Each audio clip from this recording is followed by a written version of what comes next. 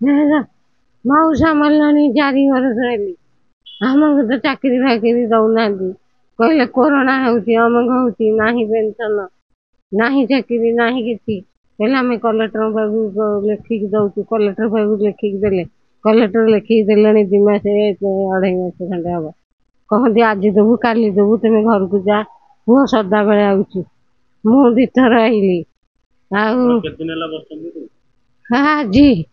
मुझे कैंसर रोगी कौड़ी बसी पारि मुझे केम नौ समय नहीं पेंशन ना कि नहीं आम चलू केमी पिला 4टा मु रोगी लोक सार को पर दिन देखा कर कहले आम दबू राति सुधा आउ देलेनी कागज। मो ना नरेंद्र सामंतराय घर आम डेलांग आम बापा थे एग्जीक्यूटिव इंजीनियर बस सरकार जो अवहेला कर ऑफिसर मैंने मनमुखी कार्यकलाप को लेकिन बर्तमान मैंने 4 वर्ष है बापा मृत्यु पर मनोजोग दौना आम हईराण हरकत कर ऑफिस की बारंबार दौड़ प्राप्य आम पाइपार फास्ट है आम ईपीएफ पैसा एपर्यंत आम पाइनु द्वितीय है मैंने आमको निजुक्ति देवा कथा टेम्पोरारी निजुक्ति आम 6 वर्ष जो उठी सारा कि स्थायी निजुक्ति आमको दे पारना मैंने इभ्यालुएसन कलापर पॉइंट कलेक्टर ऑर्डर सब आस सारापर मैंने मनोजोग दौना आज देव काली देव सी ऑफिस मत दौड़ा पड़ू ये डीसीपी जन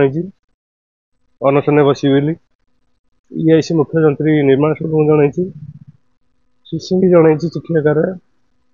एग्जीक्यूटिव इंजीनियर को जन आम पूरी कलेक्टर को एमएलए को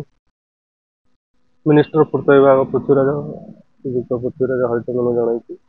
जनईला पर मनोजोग दौना 4 वर्ष है आमर कैंसर पीड़ित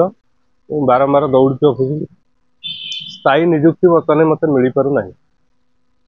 आज दवा काली दवा सब डॉक्यूमेंट थी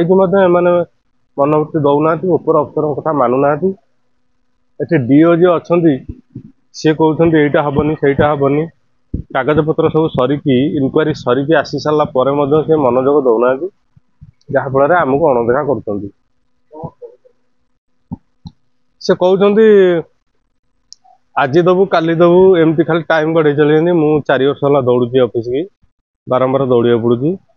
आ मोर बर्तमान माँ मुझे उत्तम चिकित्सा कर कैंसर रोग सकाशे एमकर ये मनोवृत्ति मुझे सबुदिन आसमती बसिकी जाऊँगी अस्थायी निजुक्ति आज्ञा कौन आम केत पैसा आज्ञा दरमा आम स्थायी निजुक्ति आम जो प्राप्य अच्छी सरकार से गोटा मिलवा पर्यंत आम ये अनशन बसबू जेपर्यंत उच्च पदस्थ अधिकारी ये आसिक आमको निजुक्ति पत्र स्थायी निजुक्ति पत्र आमको प्रदान करना मुझे पर्यंत माँ को मोर धरिकी बसबी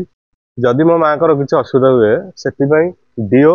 एवं निर्वाही जंत्री विभाजन रास्ता गृह विभाजन 2 ये दायी रही।